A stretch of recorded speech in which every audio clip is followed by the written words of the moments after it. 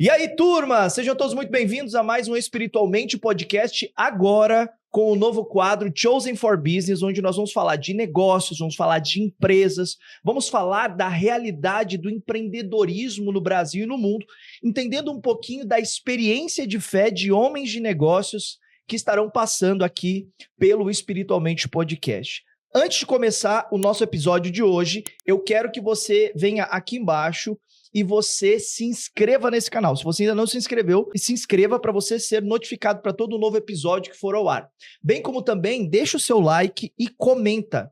Comenta e compartilha para mais e mais pessoas poderem ter acesso a esse episódio de hoje. Deixa eu entrar então no nosso convidado de hoje. Demo Oliveira é especialista em expansão de negócios, com mais de 20 anos de experiência em marketing, vendas, modelagem e estruturação de negócios. E conta com marcas como Unilever, Claro, TIM no seu portfólio, bem como também recentemente ele atuou nessas empresas e agora também deixou uma composição de diretor executivo da Samsung para compartilhar com mais pessoas a sua capacidade de produzir, conduzir na execução de projetos em expansão, inovação, desenvolvimento e transformação. Hoje, a sua missão é impactar empresas, indivíduos e a economia de forma exponencial, ajudando a prosperar. É casado com a doutora Kelly Oliveira e pai de 2 meninas. Seja muito bem-vindo, Demo. Um prazer estar aqui com você. Muito obrigado pela sua presença.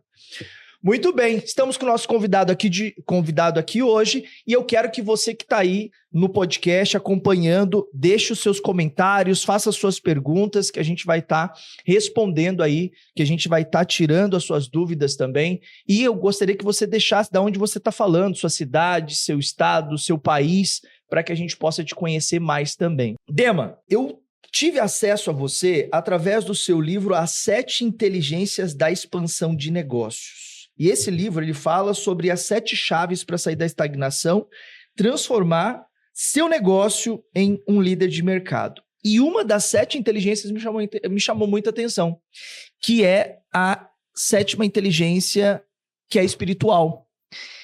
Diante da realidade hoje que a gente está vivendo no Brasil e no mundo, a espiritualidade hoje ela tem ganhado um espaço no mundo dos negócios, das empresas, na vida dos empresários. A gente tem visto que essas pessoas elas têm aderido à espiritualidade como um método de cultura da própria empresa. Como que você se converteu? Como foi o seu processo de conversão?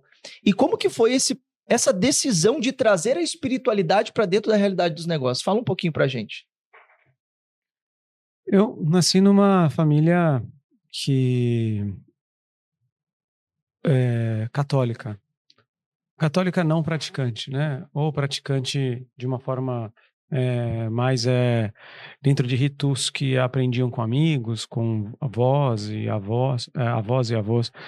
E aí, num determinado momento, bem cedo, eu trabalhei na Caixa Econômica Federal como menor aprendiz e tinha 16 anos. E aí tinha um caixa lá que se chamava Antônio Bispo. Nem sei se está vivo ainda, mas ele chegou e me deu uma Bíblia. E ele falou assim, e escreveu assim: fechado é apenas um livro, aberto é a boca de Deus falando com você. Então leia. Falei, caramba, é a boca de Deus falando comigo? Aí eu comecei a ler a Bíblia, só que eu li de forma da primeira página à última.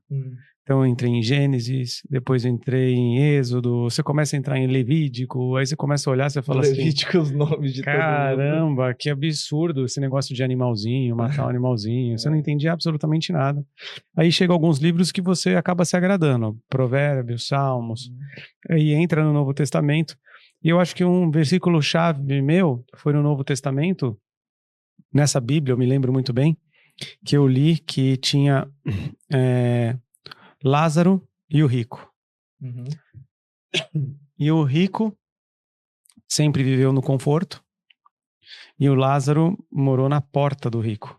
Os dois morreram. Lázaro foi para os seios de Abraão, o céu, e o rico foi para o inferno. E naquela alegoria bíblica mostra que o rico sentiu sede. Ele não conseguia beber. E ali ele não conseguia ter acesso de novo a se arrepender. E a Bíblia fala nem que a família... Quase assim, eu gosto muito dessa versão Demetrios Oliveira. Nem que se ele aparecesse pintado de ouro para toda a família dele ia se converter. Então aquele versículo foi muito, muito forte para mim, da questão de Lázaro e do rico. Uhum. E eu falei, caramba, se o que está escrito aqui é certo, eu estou indo para esse lugar do rico. Eu era pobre. Não tinha a ver com dinheiro. Tinha a ver com Jesus, né? Tinha a ver com aceitar Jesus, viver nos padrões que Jesus quer que a gente viva e ter uma vida em abundância aqui na terra, para depois herdar o céu. Enfim, foi ali o meu primeiro momento com o Evangelho. Eu li a Bíblia inteira. Para um menino de 16 anos ler a Bíblia inteira, né? Só os judeus lá que com 16 anos leu E aí comecei a ir numa igreja. Eu lembro que eu andei na rua e vi uma igreja assim, estava escrito assim, Primeira Igreja Batista de Ribeirão Pires. Aí entrei na igreja, eu tinha uns 18 já tinha lido a Bíblia. Aí eu entrei, conversei com o pastor falou assim, você entende de Deus, de Jesus? Eu falei, entendo tudo. Eu falei, eu já fui no Seixenoe, eu já fui na igreja de crente, eu já fui no Mormons, eu já fui no Testemunho de Jeová, eu já fui no Kardecista, eu já fui na Macumba, eu também já li cartas. Porque quando eu era jovem, eu ia onde minha mãe me levava, onde meu pai me levava, onde meu irmão me levava, onde todo mundo me levava, então eu ia e aproveitava. Ia tudo, ia aceitava tudo. Só que naquele momento ele falou, deixa eu te ensinar. Vem para a escola bíblica dominical. Aí eu comecei a aprender sobre dízimo, sobre oferta, sobre salvação, sobre expiação, sobre tudo. E aí, aquele momento, eu acho que foi o primeiro passo da conversão. Só que eu tinha uma vida mundana. E eu me lembro que eu namorava uma menina e eu queria levar a menina para ver a igreja. E eu falei, cara, ela tem que saber o que está acontecendo aqui com o meu coração. Porque quando eu falo uma vida mundana assim, em todos os aspectos. Uhum. Mesmo jovem. E aí eu falei, quer saber de uma coisa? Eu vou levar essa namorada aqui, deixa eu mostrar para ela o que eu tô recebendo. E aí no dia que eu relevei, não teve culto. O pastor precisava pagar o aluguel da igreja. Então ele fez um culto inteiro sobre a importância do dízimo para poder... E eu conheci o pastor. O pastor era um cara muito ético e correto, só que ele não tinha dinheiro para pagar o aluguel da igreja. E o povo não dava o dízimo, não ajudava. Ele falou, cara, eu vou precisar de ajuda. Eu lembro o carro dele caindo aos pedaços, não sei nem como que ele conseguia viver comendo daquela função dele. E aí, no foi o dia que eu levei minha namorada, ela falou, o quê? Eu não vou nesse lugar não, que esse lugar aqui só pede dinheiro. Aí, naquele exato momento, eu larguei a namorada, fiquei... Falei, cara, quer saber de uma coisa? Vou tocar minha vida. E aí, eu arranjei um emprego em São Paulo. Quando eu arranjei um emprego em São Paulo, eu esqueci completamente da Bíblia e eu esqueci completamente daquilo que Deus estava fazendo. Eu senti o Espírito Santo, só que eu não tinha uma conversão completa. Aí fiquei muito tempo afastado, dos 16 aos 27. Aí em 27 tive um problema na minha vida, problema no trabalho, problema na vida relacional, problema na vida com pai e mãe, discussões, sabe? Falta de inteligência emocional mesmo ali. Ótimo que eu não tive. Porque eu falei, cara, então como eu resolvo isso? Com Deus. Uhum. E aí foi muito engraçado, entrei no Google e escrevi assim, igreja próximo daqui. Aí apareceu uma igreja na rua Pensilvânia, que é do lado daqui. Aí fui lá na igreja, parei meu carro, entrei, já não lembrava mais nada da Bíblia, impressionante, né? Porque você larga a palavra, você não lembra mais nada.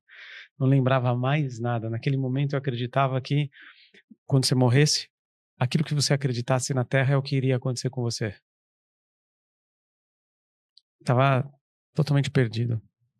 E aí ali recomecei. Aí fui batizado, aí aceitei Jesus e cresci numa igreja tradicional até os 30 e... Eu tô com 44, até uns 27, mais 7. Acho que fui até uns 34, 35, não me lembro direito. Uhum. Foi quando eu comecei a frequentar uma igreja mais avivada. E essa igreja eu acabei aprendendo um pouco sobre os dons espirituais. Uhum. Gostei demais. Tive experiências únicas com Deus que eu não tinha na outra na outra igreja. Uhum. E eu acabei me identificando, eu e a minha esposa, com essa nova igreja. E comecei a minha vida. Mas comecei a minha vida com uma outra cosmovisão. De que eu poderia ser melhor e utilizar tudo aquilo que Deus me deu se eu não negligenciar os dons que eu carregava, sabe? Uhum. E até hoje estou assim, estou com 44. Como foram as suas experiências com Deus no período em que você estava lá como executivo da Samsung, quando você estava atuando nas empresas onde você atuava, antes de você começar a atual empresa onde você está, o atual negócio onde você está? Como eram as suas experiências com Deus naquele tempo? Existia essas experiências ou era um momento onde você estava mais distante? Não, quando eu entrei na Samsung, eu tinha 27. Foi exatamente no momento que eu me converti. Então eu estava em pleno auge daquele primeiro amor, sabe? Uhum. E ali eu atuei como um cristão, ético, correto. Não me misturava com as besteiras que tinha. Você é homem, você sabe que os homens eles gostam de umas brincadeiras diferentes. Uhum. E ali, não todo mundo, né, óbvio. Mas eu via onde tinha perigo e corria, igual o José do Egito. Uhum. Corria. E não foi fácil, porque a forma de você falar de Jesus é você entregando um serviço de excelência. Quando você entrega um serviço de excelência, as pessoas veem que você tem algo diferente e algo diferente testemunha de Cristo. Me preocupa hoje em dia, porque os cristãos atuais, os jovens, poucos têm o chip da excelência. A excelência é você fazer as coisas com tanta excelência, como se fosse você fazendo ali o templo da presença de Deus, sabe? Uhum. Você imagina que louco? Vou fazer um paralelo aqui. Quando Deus tirou Moisés do Egito, ele tirou Moisés do Egito com 1 milhão de homens, certo? Uhum. E aí a Bíblia fala que ele saiu com os despojos, que os egípcios falou: pega meus ouros, pega as minhas pratas, se vira, mas suma daqui. Ele foi pro deserto. Chegou no deserto com 1 milhão de homens e escravos. Eles poderiam ter aprendido construção, poderiam ter aprendido a lidar com joias. Aí Deus fala assim: Moisés, vem cá, vou te dar uma ordem. Você vai fazer a tenda da minha presença. É mesmo? É. Essa tenda, aqui está o plano, é tanto de altura com tanto de largura. A tenda vai precisar ter ouro. Você vai ter que pegar o ouro, derreter o ouro, criar filetos, misturar o ouro com pano, e não é algo feio, tem que ser algo extremamente ornado. A cor púrpura, você vai ter que ir lá no oceano, pegar um molusco, pegar 1 milhão de moluscos desse, trazer para cá, fazer essa transformação. Aí Moisés fala assim: Senhor, deixa eu te falar um negócio, a gente está no deserto, Senhor. Senhor, deixa eu te falar, não tem ourives aqui, Senhor. Senhor, você sabe como que a gente faz para que o ouro derreta? Precisa ter 1.600 graus para um ouro derreter, Senhor. Como que você está me pedindo para eu fazer algo para a tua presença com esse nível de detalhe, Senhor? Eu estou no deserto, Senhor. Tem areia, Senhor. E 1 milhão de escravos, Senhor. Ele falou assim: siga minhas instruções de excelência.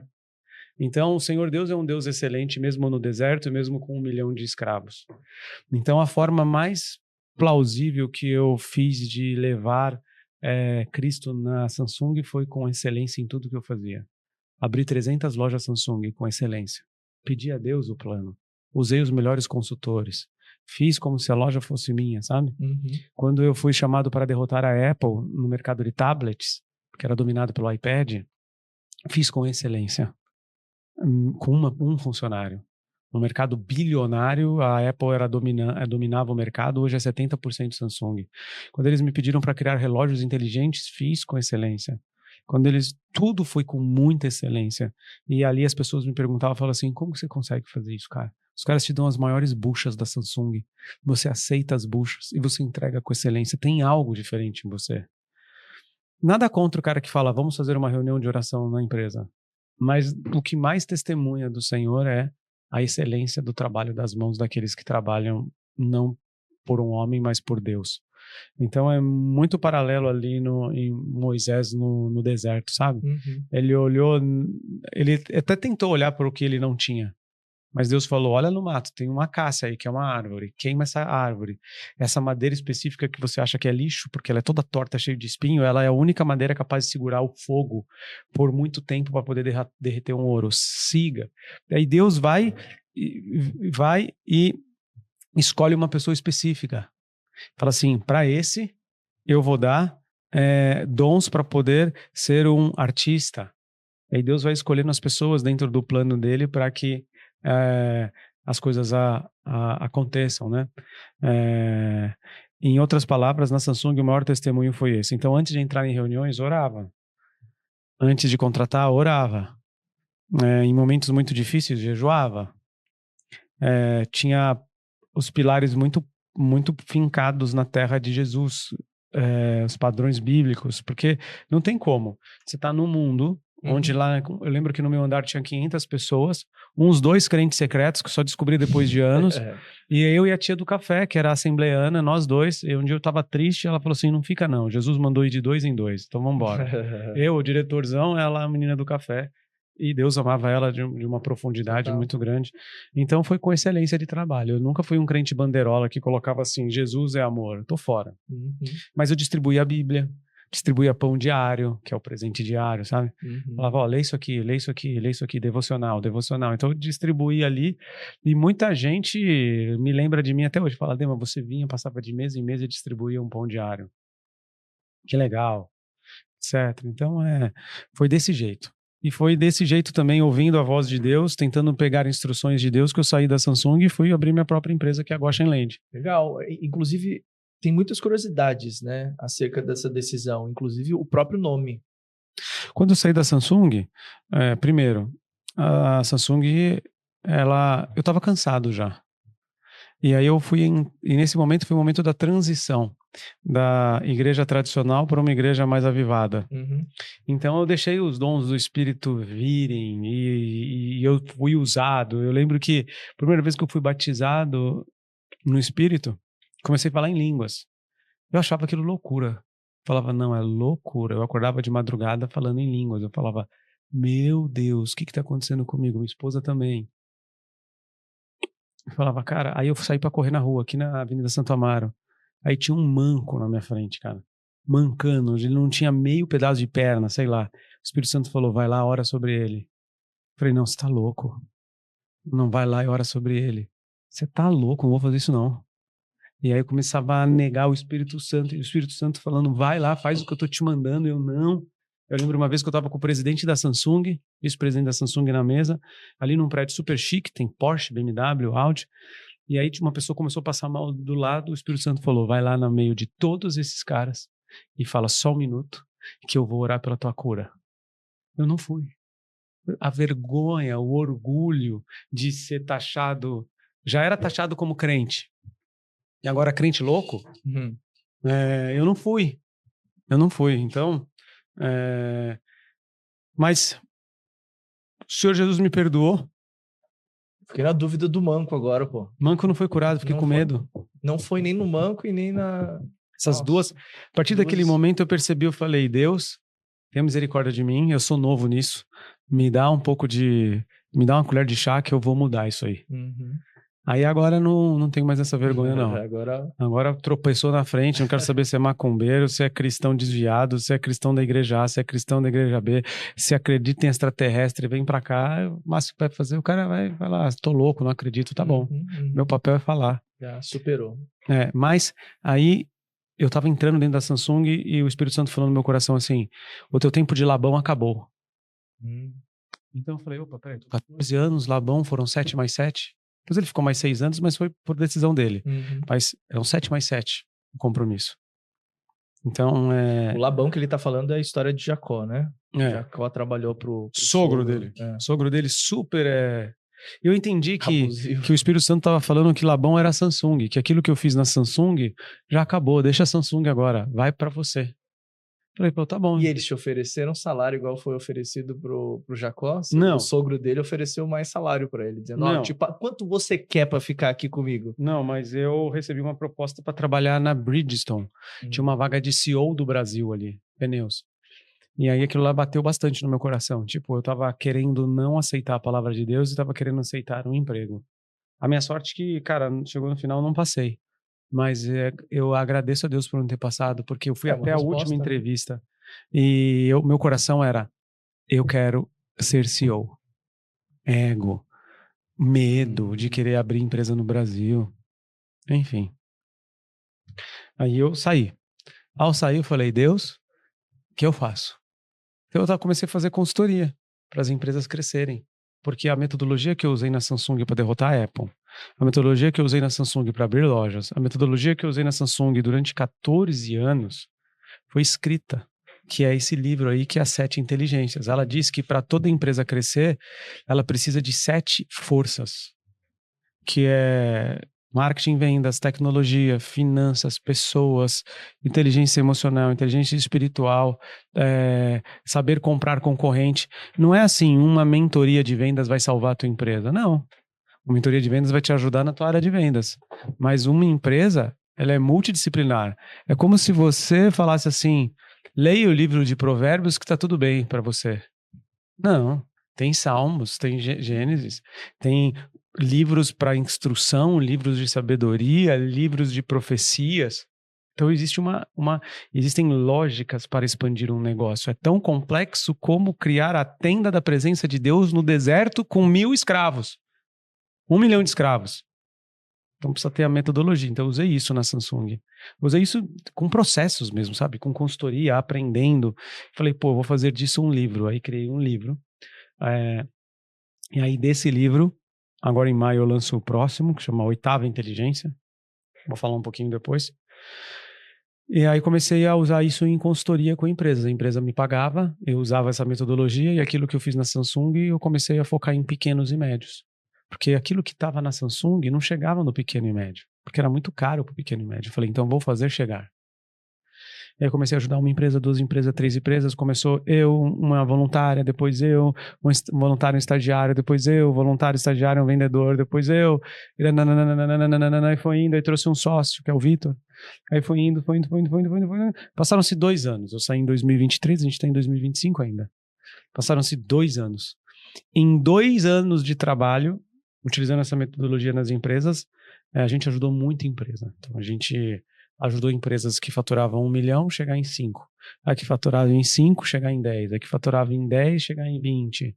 Então, mas não é algo simples, não tem fórmula mágica, é tempo, dedicação, utilizar consultoria, porque o que é a consultoria, Douglas? A consultoria eu faço por você. Faço a pesquisa de mercado, faço tudo. Toca pau na tua vida, deixa eu estudar. O que é a mentoria? Senta aqui que eu vou te ensinar. Uhum. A gente criou algo que é as 2 coisas juntas. Mentoria com consultoria. Então eu te ensino, mas ao mesmo tempo faço por você, junto com você e vamos executar.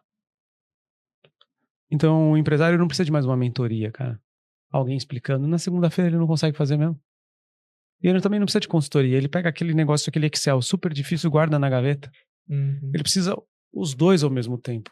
E é complexo isso. Você tem que entrar em cada uma das inteligências, tem que entrar em marketing, tem que entrar em vendas, tem que entrar em finanças, tem que entrar em logística, tem que entrar em tecnologia, tem que entrar na inteligência emocional do cara, porque os líderes estão se matando um com o outro.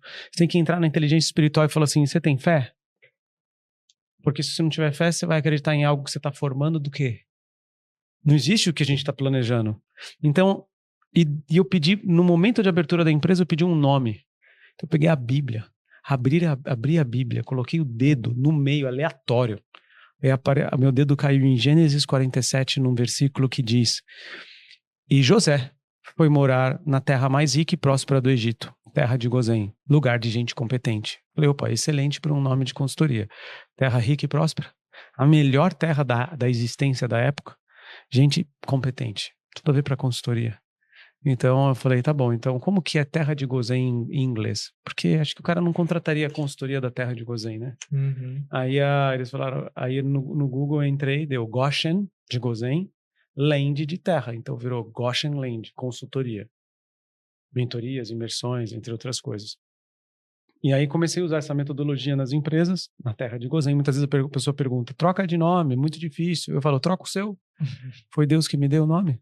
Por que eu vou trocar o nome? Né? Quando eu chegar lá no céu, eu vou ouvir assim, Demétrios Fernando de Oliveira. Eu. Né? Eu vou ouvir a voz. Né? O Senhor Jesus, ele chama as suas ovelhas pelo nome. Então aí essa é a minha batalha do dia a dia. Minha batalha do dia a dia é conseguir ajudar as empresas a crescerem, a pararem de morrerem, a pararem de ter crescimentos medíocres, a pararem de serem empresas que têm todo o potencial de Deus. É igual assim, qual é o plano de Deus para o Douglas? Pergunta para Deus lá na eternidade, qual foi o plano que Deus deu para o Douglas? Douglas, eu estou escrevendo aqui que o plano meu para você é esse aqui, esse aqui, esse aqui, esse aqui, esse aqui. A gente tem que toda hora perguntar para Deus, Deus, estou longe do teu plano? Me ajuda. Me ajuda a ser o potencial que o Senhor desenhou a mim para ser?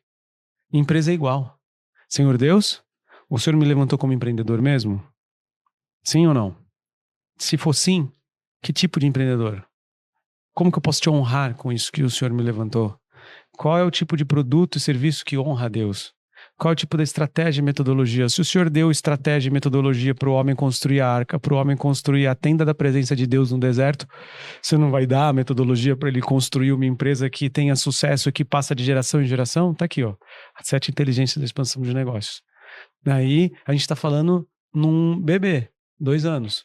Mas coloca na perspectiva de 10, de 20, de 30 anos. 2035, 2045. Você imagina essa Bíblia sendo pregada a todos os empresários, a todo momento, a todo local, de toda forma, com toda força e energia.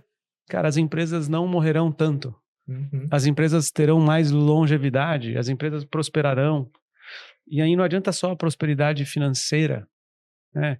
Porque quando você cria uma empresa que ela cresce, você precisa estar com seus padrões bíblicos. Por isso que uma inteligência espiritual, se você não coloca ali a presença de Deus dentro da empresa, você cresce, aí você troca de mulher, arranja uma mulher mais bonita, uma nova, você compra um carro, nada comprar um carro legal, mas quais são os pilares principais? Você sonega imposto, você vira ganancioso. Então, se não tiver o crivo não só da cosmovisão, mas dos pilares de um cristão maduro, a tua empresa ela é como se fosse um carro desgovernado. Ela cresce, cresce, cresce e bate no muro lá na frente.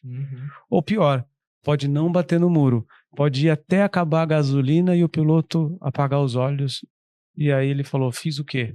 A Bíblia fala assim, pobre, louco, porque ele falou... O rico falou assim, eu juntei nos meus celeiros. Deixa eu parar, contemplar o meu sucesso e juntar em mais celeiros. Aí ele fala, louco, amanhã mesmo tua vida ali será tirada. Então, né? Então, no fundo, indo agora para uma parte mais teológica, a primeira versão de empreendedor na face da terra foi José do Egito. Então, José do Egito não foi um gerente nem um CEO. José do Egito foi a primeira versão bíblica do empreendedor. Porque ele contratava, ele demitia, ele gerava recursos, ele multiplicava, ele vendia no momento de escassez, ele aumentava o valor do negócio. Então, qual foi a versão número 1 das escrituras sagradas do empreendedor de sucesso? José do Egito. Tanto que ele morou na Goshen Land, na terra de Gozém. E o rei do Egito, muito inteligente, falou assim, querido empreendedor, eu te dou liberdade para você trazer todos os competentes da tua terra para morar na terra de Gozém. Trouxe todos os competentes. A Bíblia falava depois que 500 anos depois as pessoas já não sabiam da história de José. Então talvez acho que o maior erro foi não ter conseguido passar de geração em geração um legado. Mas Deus tinha um plano para isso, né? E a Bíblia falava que era tão forte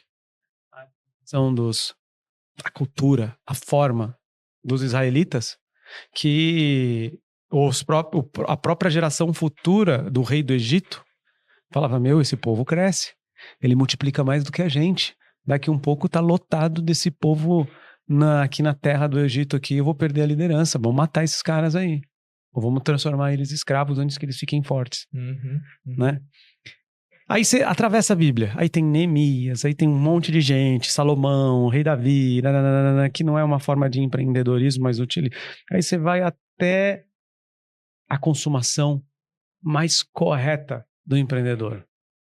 A transformação mais correta da visão bíblica e a formulação completa de Deus do empreendedor é José também. Só que se chama José de Arimateia. Por quê? Porque José de Arimateia, ele fez algo que José do Egito não fez. Ele não tinha ainda, não era a concepção ainda de Deus. José de Arimateia cuidou do corpo. O corpo da igreja, que é Cristo Jesus. Então ele foi lá, falou, daqui o corpo. Pegou o corpo. Colocou na tumba dele. Jesus podia ter falado, fica tranquilo, aqui é quase um Uber, eu vou ficar 3 dias só, não vai acontecer nada, né? Mas, em outras palavras, qual que é a função do empreendedorismo? Cuidar da igreja. Por isso que o empreendedor é tão atacado. Por isso que o empreendedor, ele tem que tomar cuidado para não se desviar. Por isso que o Deus Mamon, que é o Deus do dinheiro, muitas vezes é algo que luta contra para que o empreendedor ele não consiga ver. Então, porque quando você gera uma empresa e você é um cristão, você vai dar mais dízimo na igreja. Você gera uma empresa de sucesso, você é cristão, você gera emprego para a igreja. Você cria cultura de excelência, cultura de honra, cultura de caráter. Você transforma uma sociedade. Quando eu era aquele menor aprendiz na Caixa Econômica Federal, arrumando fila, que eu ganhei a minha primeira Bíblia, em um determinado momento eu trabalhei no Bradesco também. Eu falava assim, quantos funcionários que tem o Bradesco? 300 mil? Eu fiquei apaixonado pela história de que a minha cidade que eu morava tinha 100 mil habitantes.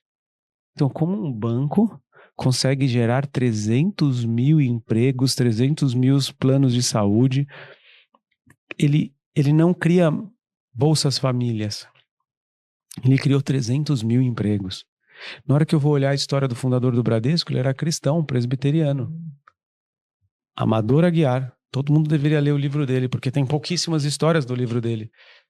A única pessoa viva na história é uma filha adotiva dele. Como é o nome do livro dele, você lembra? Amador Aguiar, fundador do Bradesco. Tem no Mercado Livre. Custa R$350 porque não tem unidades. Aí eu comprei o livro.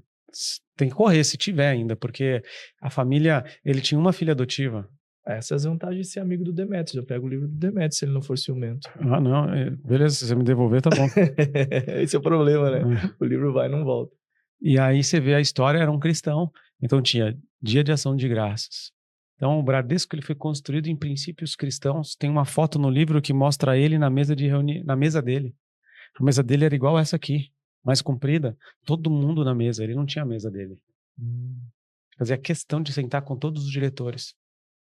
Então todo mundo tinha alinhamento. Home office nunca, né? Imagina, 1900 e bolinha. Nossa. E aí conta a história dele indo se reunir com o Banco Itaú. Aí o dono do Banco Itaú, o Setúbal, veio naquela época, de carro blindado, motorista, e ele veio de Fusca, com o carro dele dirigindo, para entrar lá na Cidade de Deus. Na hora que ele viu os 2 carros, ele falou, cancelou, nada de fusão. Não tem como. Você vem de carro blindado e motorista, eu vim com o meu Fusca. É outra pegada. Então, quando você tem uma empresa que ela, nitidamente, é uma empresa que tem um fundador cristão e que ama Jesus e que quer honrar a Deus, ele vê como não a empresa dele, ele vê como uma mordomia cristã e ele tem apenas um contrato de vesting. 0,0000001 é dele. Ele está com uma função de CEO da empresa dele. Fala mais sobre mordomia, Demo. Mordomia todos somos mordomos aqui na Terra, né? Então Deus te deu a tua família para você cuidar bem dela. Deus te deu a tua casa para você cuidar bem dela, as tuas finanças. Quando você parte do princípio que Deus é o criador dos céus e da terra, o provedor da prata e do ouro, e de tudo que existe, você parte do princípio que nada é seu, tudo é de Deus. Quando você faz isso, você pode delargar, já que é de Deus mesmo, vou tocar minha vida aqui. Ou você pode falar, opa, peraí, se tudo é de Deus, eu tenho que cuidar. Se isso é do meu pai, se esse carro é do meu pai, se essa esposa é do meu pai, se esses meus filhos são do meu pai, se a minha vida foi Deus que me deu, se a minha empresa foi Deus que me deu, então eu preciso cuidar muito bem. porque eu vou prestar conta disso. E quanto melhor mordomo você é, quanto melhor você cuida bem, Deus te dá mais. Então, a lei da semeadura, ela é muito séria, porque ele dá mais para quem merece mais. Vou repetir. Ele dá mais para quem merece mais, mas esse merecimento é um merecimento muito do padrão da mordomia. Pensa bem, você acha que Deus vai dar mais coisas para você se você não conseguiu cuidar nem daquilo que Deus te deu? Uhum. Deus vai dar mais autoridade para Moisés se ele não conseguisse cuidar dos 1 milhão de escravos que estavam ali? Deus irá dar mais coisas para Noé se Noé não tivesse a capacidade de cuidar bem dos filhos dele? Por que a arca foi concedida a Noé e não para outra pessoa? Porque ele é aquele que respeitava os princípios, aquele que estava pronto. Então, antes da gente ser bons mordomos, nós precisamos ser pessoas temerosas, sabe? Eu acho que a gente precisa ser pessoas que... Eu fico olhando, né? Hoje de manhã fiz meus devocionais, fiz as minhas orações. Eu falei, quantas falhas eu tenho como marido, quantas falhas eu tenho como filho, quantas falhas eu tenho como empresário, quantas falhas eu tenho. Mas ao mesmo tempo eu tenho um Deus que todas as manhãs tem a misericórdia necessária derramada sobre a minha vida. Ao mesmo tempo, todas as manhãs eu tenho a certeza de que tudo posso naquele Senhor que me fortalece, que a minha mente é de Cristo. E aí eu tenho que sempre tentar entrar numa mente de obediência. E a obediência é mordomia. É você obedecer àquela atividade que Deus te deu. E a mordomia, ela é ensinada em várias parábolas. Parábolas da mina, parábolas dos talentos. Aquele que escondeu, Jesus falou assim na parábola. Você está condenado. Seria melhor você ter deixado o seu dinheiro no banco. Aquele que conseguiu multiplicar, Deus falou, servo fiel, vou te dar mais um pouquinho. Então, a lei da semeadura é muito sério.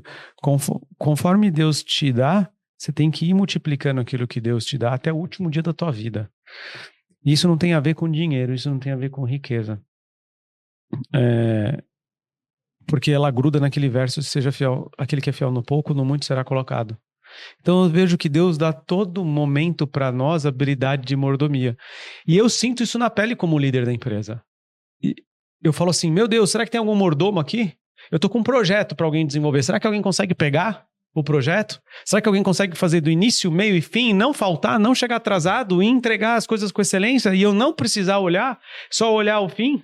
Será que se eu der um talento para alguém aqui, alguém vai enterrar ele? Ou se eu der um talento, vai fazer 5? Se eu der 5, vai fazer 10? Então eu tenho um pouquinho da pitada. O empreendedor, ele tem um pouquinho da pitada do que é mordomia. E aí o que eu como líder faço? Cara, não adianta entregar para aquele cara ele não desenvolve. Tudo que eu entreguei para ele enterrou. Ou pior, perdeu. Então eu vou entregar para o melhor. Vem cá, fulano. Melhor. Vem cá, vou entregar para você. Porque você, eu sei que se eu der, mesmo se você estiver lotado, você vai fazer mais. Então tá aqui, servo bom e fiel. No pouco foste colocado, no muito te colocarei.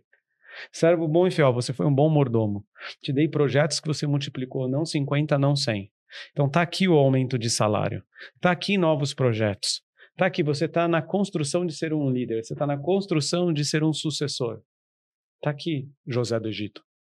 Mas em contrapartida, o empresário ele fica assim, meu Deus. Então, já que Deus deu o mundo para que a gente multiplique e prospere dentro do mundo, eu tenho certeza que Deus paira os olhos dele na terra e fala, cadê o próximo bom mordomo? Cadê?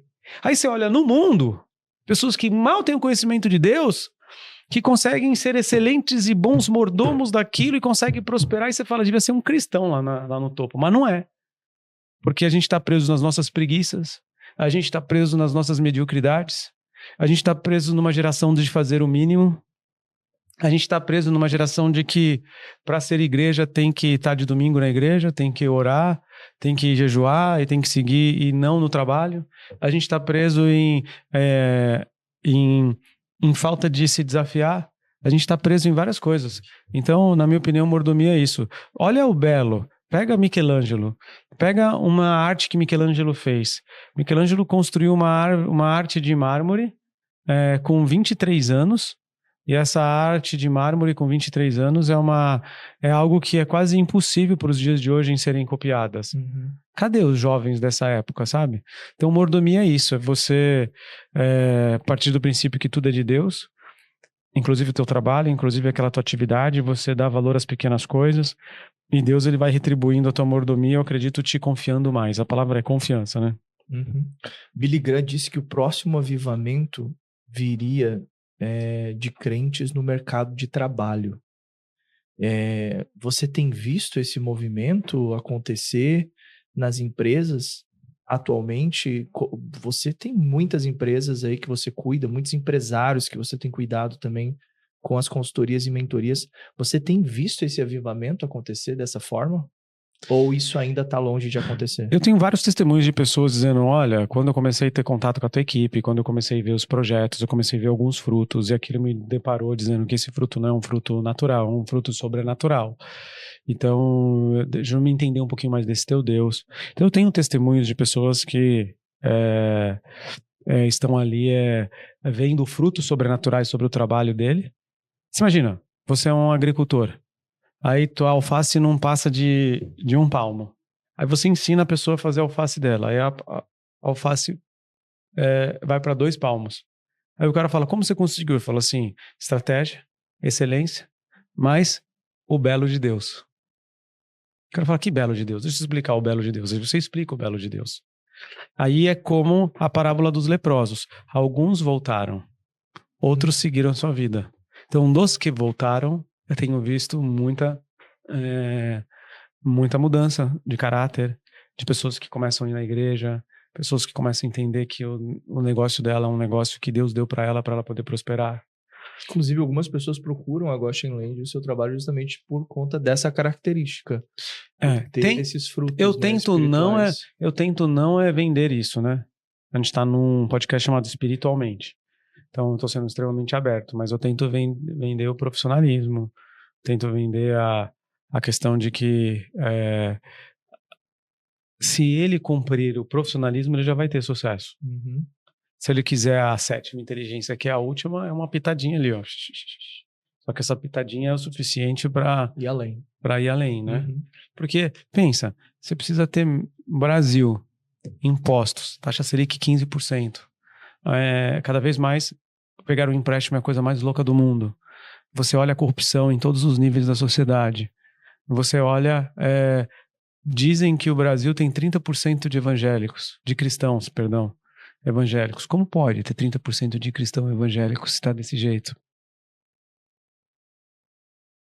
Então, eu oro a Deus para que cristãos verdadeiros, pessoas que amam a Deus, possam assumir lideranças em todas as esferas da sociedade, na educação. Olha essas faculdades de esquerda, mulambas, que ensinam doutrinação ideológica. Olha o governo, política. Então eu oro a Deus para que a cultura, artes e entretenimentos, medicina, saúde, negócios. Então eu oro que os cristãos maduros, sinceros e reais, com coração, não importa qual denominação, mas com coração temente ao Senhor, possa assumir essas lideranças, comece a fazer uma reforma. A reforma, eu acredito sim que o próximo avivamento virá do mercado de trabalho, mas o próximo avivamento virá de uma reforma nas empresas. Fazer o que é certo, da forma certa, com pessoas com o coração certo, sabe? Então lá na Goshen Land eu tento, de uma certa forma, ensinar as pessoas ali com a minha cultura de que existe uma reforma a ser feita, né? Mas mesmo assim não é fácil. Você imagina se você é um cristão da Venezuela. Para você abrir uma empresa lá, você não pode abrir se você não paga a propina. Então você não abre? Ou você abre? Ou você pergunta para Deus? Eu não sei. Difícil. Né? O que as pessoas elas devem fazer para se preparar para esse ano de 2026, baseado justamente nessa visão que você acabou de compartilhar de tudo que está acontecendo com o mundo, e muitas pessoas estão ansiosas e preocupadas com esse ano de 2026 diante desse cenário. O que você aconselha as pessoas acerca desse assunto? 2026 é um ano de muita oportunidade, porque eu não acredito. Primeiro, vão ter diversos feriados. Vai ter Copa do Mundo. Vai ter um monte de coisas que vão contra o empreendedorismo. Então vai ter muita gente quebrando, ao meu ver. Então, todas as vezes que existe uma crise, é o momento mais barato de comprar tudo. Então, os mais preparados vão estar prontos para assumir operações, para fazer sociedades, para comprar concorrentes, para comprar mais barato. Então, eu quero estar desse lado. Eu quero estar pronto para pegar todo mundo que tiver ruim. Tiver ruim, vem para cá. Tiver ruim, vem para cá, sabe? E os empresários, eles precisam ter 4 pilares de visão. Acho que o primeiro pilar é: tome cuidado com a questão de imposto. A partir de 2026, se não fizer imposto direito, quebra. Segunda coisa é: tome cuidado com a geração de cultura. Cultura é muito importante. Então, as pessoas que não comunicam para fora a sua cultura não vão conseguir atrair talentos. Terceiro, seja muito excelente conhecer marketing, porque as ferramentas de marketing trazem clientes para dentro, né? Então, toda hora entender sobre as mídias, sobre comunicação e como é que eu vou comunicar, de qual forma eu vou comunicar. Eu gosto de fazer uma analogia. Jesus tinha quantos... Eu deveria estar com o videomaker aqui. O videomaker está de folga. Um videomaker. Você pega o Pablo Marçal, um videomaker que segue ele. Você pega o Thiago Nigro, um videomaker. Cara, Jesus tinha 12 bookmakers. 12 carinha ali, ó. 12 videomaker da época. Colocando tudo em registros. Em outras palavras, Jesus foi extremamente intencional na questão de, cara, vai olhando aí. Olha o que eu faço. Se não fosse essas escrituras, como que ia ser? Então, o terceiro pilar é: entendam muito bem de comunicação. E a narrativa, porque a narrativa ela é tanto para o bem quanto para o mal. Quando a gente para de guerrear, a gente perde a guerra. Então nós precisamos guerrear com narrativas corretas, sabe? E a quarta coisa eu gosto muito de olhar, é uma dica muito simples, mas olhe aquele que está melhor que você. Sempre, toda hora. Esse cara tá melhor do que eu. O que ele faz? Deixa eu ver o que ele tá fazendo. Não com tom de comparação. Né? Não, a comparação é demoníaco. Modelagem. Porque se a gente não faz modelagem, a gente entra no coração do orgulho. Então a modelagem tem que ser todo dia. Só que você não pode passar do limite, que senão vira comparação. Então, você tem que estar ali, cara, toda hora modelando. Como ele faz, de qual forma ele faz. Deixa eu ver, deixa eu fazer igual. Até o momento, vamos imaginar que tudo dá errado. Você fala, tô indo para outro país, tá bom, vou modelar como faz para ir para outro país. Ou tá indo tudo bem, ótimo, então vamos fazer mais coisas. Então, só que essa lógica é a lógica das não oportunidades. Do tipo assim, quando tudo tá indo ruim, é o momento de você falar, é agora que eu vou investir. Porque é muito risco. Você fala, coragem. Cara, tem que ter coragem. Por isso tem que ter fé. Você imagina, Abraão, ele vivia num mundo pagão e Deus prosperava ele aonde é que ele colocasse os pés dele. Eu quero ser esse. Quero que, mesmo se eu tiver que abrir uma empresa na Venezuela, eu quero prosperar. De algum jeito ou de outro vai ter o Trump que vai atacar, que vai trocar o presidente e eu já sou dono da Venezuela. Você tá louco? E agora tá tudo certo. Mas você foi muito louco lá, foi Deus que falou. Então, sobre a tua palavra lançarei a rede. A Goshen Land, eu falei, sobre a palavra do Senhor eu lancei a Goshen Land. O local onde a gente está, o prédio, foi a palavra do Senhor. Então, para você lançar sobre a palavra de Deus, você precisa ter muito tempo com Jesus ali de madrugada. Orar, buscar a Ele, falar, me dá a estratégia do dia de hoje, o que eu faço? Orienta as pessoas que estão nesse processo de transição, de sair do CLT e ir para o empreendedorismo. Esse é um grande desafio que essas pessoas acabam enfrentando e não sabem muito bem. E principalmente nesse ano de 2026, que algumas pessoas que forem corajosas para fazer isso, nessa transição, como elas devem lidar com isso?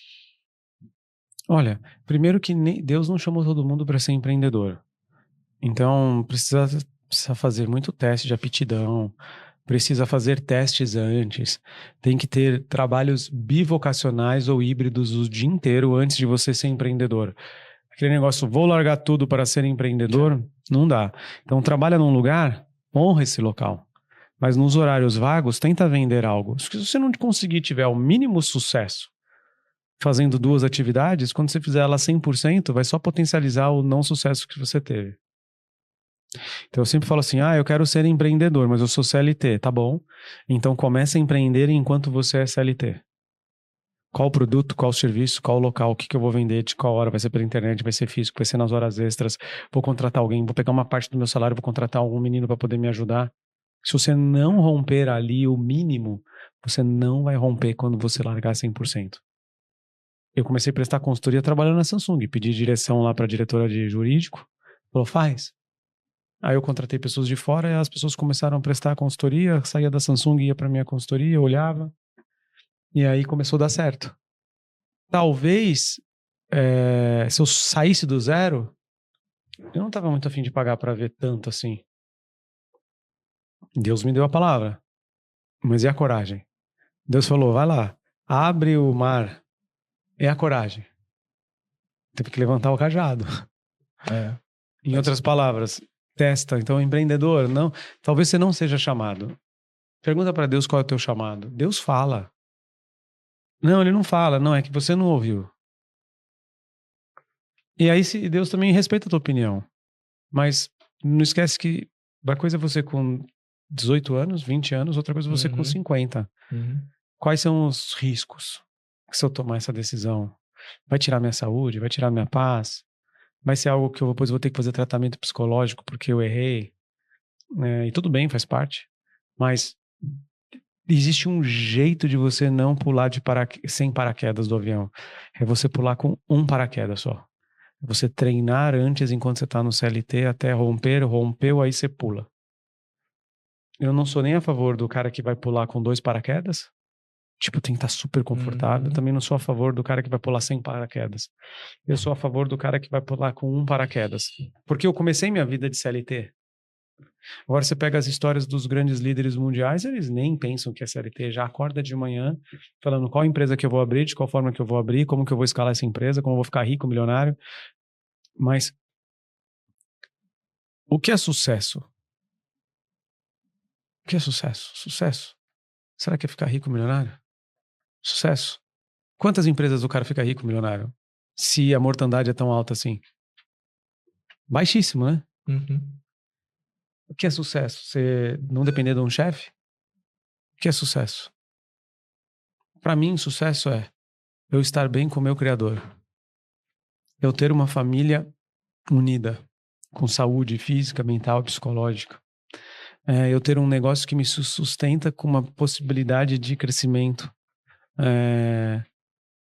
E viver num país onde eu tenha liberdade de capital. Para mim isso é sucesso. Caramba, isso é sucesso, isso é sucesso. Deus, família, negócios, país. Isso é sucesso. Então eu tento buscar isso. A partir do momento que o meu país não for mais um lugar de liberdade de capital, de forma ostensiva, eu tenho que buscar outro país. Já que eu sou morador do céu mesmo, então eu tenho visto internacional aqui.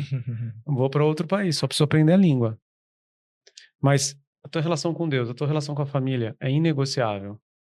A da empresa, se não deu errado aqui, vai nos Estados Unidos, faz outra coisa, vai para outro lugar, faz outra coisa. Ontem eu estava com um missionário, o missionário falava, eu fiquei muito tempo na Uganda. Aí o cara saía do Congo, vinha para Uganda, porque o pilar país em Congo já não dava. As milícias assumiram o Congo inteiro, estão matando todo mundo. Então ele vai para Uganda. Ele fica lá porque ele quer. Eu não sou desse não, cara. O cara vai matar minha família. Meu papel primeiro é ser mordomo da minha família. Vamos para Uganda, vamos recriar a vida lá. Né? Então, para mim isso é sucesso. Sucesso é ter uma boa relação com Deus, ter uma família bem estruturada, com amor, da visão que Deus formou, fazer aquilo que Deus te levantou para fazer. Por isso que lá no começo do podcast eu falei que nossa oração tem que ser: Deus, qual que é teu plano original para minha vida? Qual é o teu plano original pro Douglas? Qual é o teu plano original pro Dema? Muitas vezes o plano original pro Douglas não é ser empresário. Tem que perguntar para ele. Né? Deus não te mandou ir lá. Mandou? Não mandou. Eu que não gostava muito do meu chefe, eu que não aguentava mais, eu que não estudei o necessário, eu fazer faculdade para eu crescer na carreira. Então, o que você está reclamando? Então, a gente é responsável pelas nossas atitudes, né? Então, eu acredito para o empresário, ele pergunta qual que é a formação de Deus para ele, testa antes, vê se ele tem aptidão, porque não é fácil. Da noite para o dia, você vai ter que ser responsável pela tua vida, pela tua família, pelos teus funcionários, pelo imposto, pela pessoa que vai te processar, pelo produto e serviço, pela reclamação no Google Meu Negócio. Então, se você não aguentar pressão, se você não tiver estômago para isso, se isso for te perder seu sono, talvez você não tenha a aptidão necessária. Muito bom. Tá aí a dica. Segue a dica. Dema, fala para mim, a gente já tá caminhando pro final, mas fala para mim qual a diferença de um pequeno, de um médio e de um grande empresário. São etapas diferentes, são realidades diferentes. E como que esse empreendedor, ele consegue trilhar esse caminho de maneira eficiente? O pequeno empresário, ele ainda está testando a hipótese dele. Abrir uma barraca de cachorro-quente, desenvolver um curso online, criar um software. Então, ele ainda está testando as variáveis. E está tudo bem para isso. Então, para eu não ficar fechando em faixas de faturamento, o pequeno empresário é o que está no momento de modelar o produto e serviço dele, ainda não tem muita noção da marca e de branding, ainda não tem muita noção de pessoas, ele começa a testar o mercado para ver se as pessoas compram aquilo que ele vende e produz. Aí esse pequeno empresário, ele vai modelando esse negócio a ponto de profissionalizar. Cria empresa, cria CNPJ, cria marca, o produto dele já vai começando a ter pequenas melhorias, ele já vai criando pequenas subprodutos daquilo. Então, se eu vendia feijoada, agora eu vendo feijoada para levar. Se eu vendo consultoria, agora eu vendo curso online. Então, ele vai criando pequenos modelos. E aí, quando você chega numa formulação onde você consegue ter um produto sendo vendido para um determinado tipo de público e a tua empresa consegue ter sobrevivência, você passa da primeira fase. Aí você vai na segunda fase, que é a fase de escala. O que é escala? Você pode permanecer com o negócio pequenininho? Pode. Mas os negócios pequenininhos, por incrível que pareça, tendenciam-se a morrer. Por quê? Eu tenho uma loja de carro. Aí o Uber vai crescer. Daqui a pouco ninguém quer mais comprar carro. Eu tenho uma loja de carro na cidade. Daqui a um pouco alguém vai oferecer algo por aquele terreno da minha loja que vai valer melhor fazer um prédio do que ter uma loja de carro. Eu sou um médico. Eu não desenvolvi protocolos próprios, eu não desenvolvi produtos e serviços. Daqui a um pouco vem um médico que tem mais... Faz muito sentido isso. Se você não cresce, você é engolido. Aí vem um outro médico com maior exposição no Instagram e acaba pegando todo o teu mercado. Aí você fala, o que eu fiz de errado? Não é o que você fez de errado. É o que você não fez. É o que você não fez. É o que você não fez. Então, ficar pequeno dá muito trabalho. Então, quando você consegue parar de engatinhar e colocar em pé, a criança ainda balanceia para cima, para baixo, para esquerda, para direita, tem que ficar de olho. Aí é um momento de crescimento. Então, do gatinhar para ficar em pé e de em pé para sair correndo, tem que ter vitaminas, sais minerais, tem que ter treinamento, tem que ter desenvolvimento, conversa, tem que tropeçar, tem que levantar. Então, a segunda fase é quando o empresário ele começa a buscar mais conhecimento, onde ele consegue entender o que são pessoas, como contrata, como demite. Não gosto da questão do mito do tipo, eu aprendi fazendo, aprendi com meu pai. Cara, vai aprender, né? Lê o livro. Contrata a mentoria, contrata a consultoria, entra lá no @DemaOliveiraOficial, me siga no Instagram, pega todos os reels, todas as minhas dicas lá e começa a colocar coisas cada vez mais profundas ali. Aprenda, entra no meu YouTube, Papo de Expansão. Ali no Papo de Expansão, inclusive você precisa gravar lá o episódio comigo. Ali tem muitos conteúdos para o cara poder aprender, anda com pessoas melhores. Então a segunda fase é quando o empresário ele começa a desenvolver atributos. Ele já aprendeu a ler e escrever, mas agora ele precisa conhecer de história. Ele precisa conhecer de trigonometria, ele precisa conhecer de geografia, ele precisa conhecer de física. Ele precisa conhecer dos atributos que fazem uma empresa crescer. Ou dos atributos que fazem uma empresa ficar fixas na terra. Porque o vento vai bater. Se ele sabe gerenciar bem aquele vento, ele sabe a hora de soltar a polpa, a hora de segurar a polpa. Esse momento é o momento mais difícil. As pessoas tendenciam a morrer no momento pequeno ali. Porque dá trabalho. Você tem que estudar, você tem que ler, você tem que frequentar, você tem que entender de pessoas, você tem que começar a aprender de finanças, você tem que melhorar os teus fornecedores, você tem que olhar mais a concorrência. Então aí começa a falar, meu Deus, o empresário fala assim, que difícil, eu não sabia que era tão difícil assim. Pois é, isso é só o começo. Aí tem gente que passa esse período mais rápido, tem gente que passa esse período menos rápido. Então você vai lá, você aprende os atributos. Aí você tem que entrar para a terceira fase, que é colocar em prática os atributos que você aprendeu. Que é mais difícil ainda. Você fala, cara, já fiz todos os cursos de pessoas, eu não consigo contratar. Minha empresa está parada porque eu não melhoro. Aí você tem que usar outras ferramentas. Tecnologia, ou trazer pessoas que você vai contratar que tem aquele conhecimento que você não tem. Aí já começa a utilizar também a questão dele não depender só dele. Ele fala, pô, eu já saí da parte embrionária, já estou andando, só que tem algumas áreas que eu não estou conseguindo escalar com conhecimento, então eu vou contratar pessoas que têm aquele conhecimento que eu não tenho, eu vou trazer sócios, ou vou trazer conselheiros ou mentores que vão me complementar para que eu possa estar muito bem fixado nas árvores, a raiz da árvore. Aí ele vai para outra fase. Agora eu vou crescer. Eu vou arriscar um pouquinho mais, vou pegar um dinheiro emprestado, vou pegar um Pronamp, vou pegar um FGI, vou trazer um investidor que vai colocar um pouquinho mais de dinheiro. Aí você começa a ficar com medo, aí entra no medo. Porque aí as ferramentas já não são mais do tipo, deixa eu aprender o básico. Aí as ferramentas já são do tipo, como que eu faço o básico? Como que eu faço o extraordinário sem perder a visão do básico? É exatamente lá na Goshenland, nosso problema agora. Embora eu venda escala, a gente está querendo arrumar as áreas. Tem níveis diferentes, o financeiro está aqui, o de vendas está aqui, o de marketing está aqui, os consultores estão aqui. Então tá assim, ó, igual um gráfico de música na rádio. Então eu preciso de uma certa forma melhorar a base, só que eu tenho duas opções. Eu posso melhorar a base trocando o pneu do caminhão, ou posso melhorar a base e achar que o caminhão vai parar sozinho. Ele não vai. E é aí que dói. Então, para 2026, eu coloquei o dobro de meta da empresa, porque eu sei que, embora eu tenha que melhorar as bases, eu não posso deixar do caminhão avançando. Porque muitas vezes, para melhorar a base, Douglas, tá lá, contratar mais gente, mas com que dinheiro? Então tem que vender mais. Então vamos vender mais. Mas, cara, e a base também vai demorar para emitir o contrato. Então venda, depois demora mesmo para emitir o contrato. Então aí agora é a fase de escala, que a primeira fase de escala é aguentar a pressão de fazer a empresa vender mais, alavancar mais, desenvolver novos produtos e serviços, trazer pessoas mais competentes, mandar as pessoas que não prestam embora. E muitas vezes isso é muito rápido. Muitas vezes você fica com uma âncora no teu time, muitas vezes você fica com processos antigos, você tem que... Cara, a pessoa que te ajudou daqui para cá não é a mesma que vai te ajudar daqui para cá, que não é a mesma que vai te ajudar daqui para cá, que não é a mesma que vai te ajudar daqui para lá. E tá tudo bem. Então você para na vendinha, você e teu pai. Tua mãe e teus primos lá atrás trabalhando, fazendo pão. Não dá. Para virar a franquia de pão tem que botar gente diferente.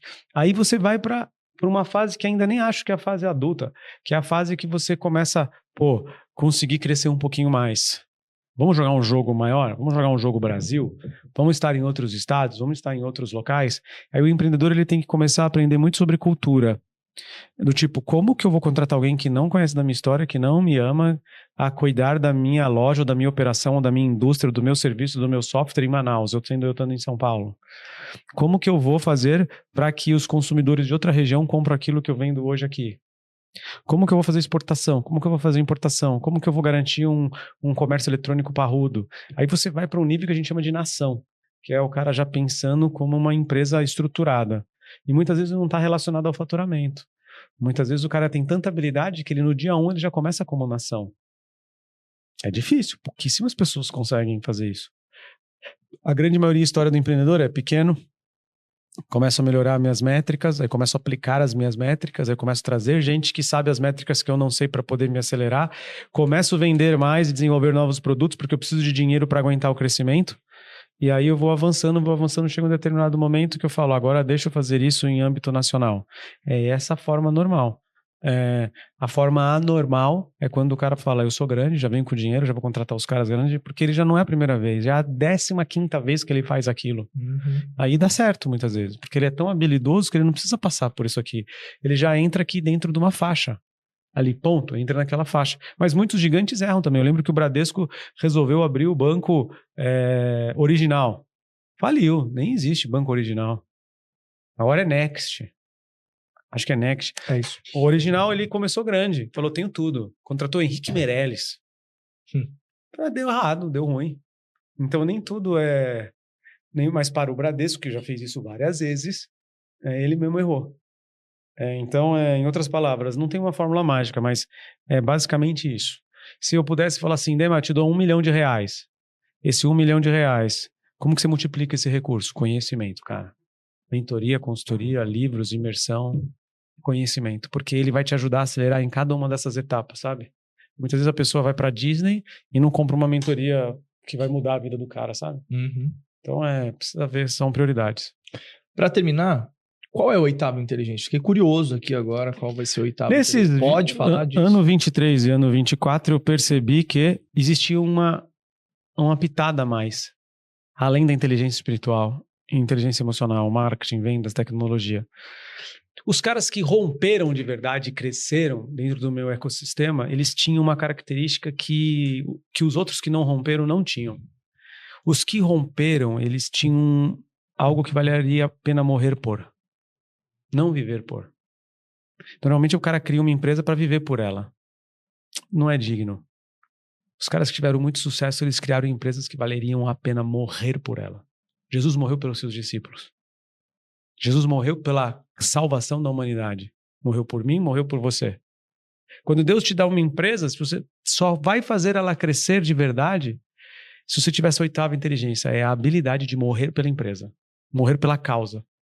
Não é deixar teus filhos e filhas e esposa. Porque se você tem uma empresa para viver por ela, você é um CLT que emite nota fiscal. Não serve para nada. A empresa é para você viver por ela, não morrer pela causa. Quando eu estava na Samsung, eu estava disposto a morrer pela causa da Samsung. Eu era a Samsung, não importasse que o presidente era o dono, eu era a Samsung. Quando eu estava lá na Caixa Econômica Federal arrumando filho, eu era disposto a morrer pela Caixa, defender a Caixa, fazer o que era me dado.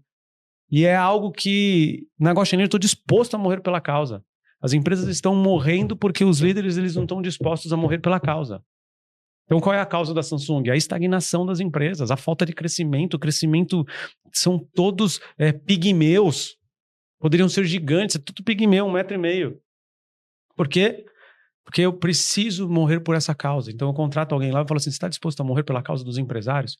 Pequenos e médios, os pequenos para se tornarem médios, os médios para se tornarem grandes.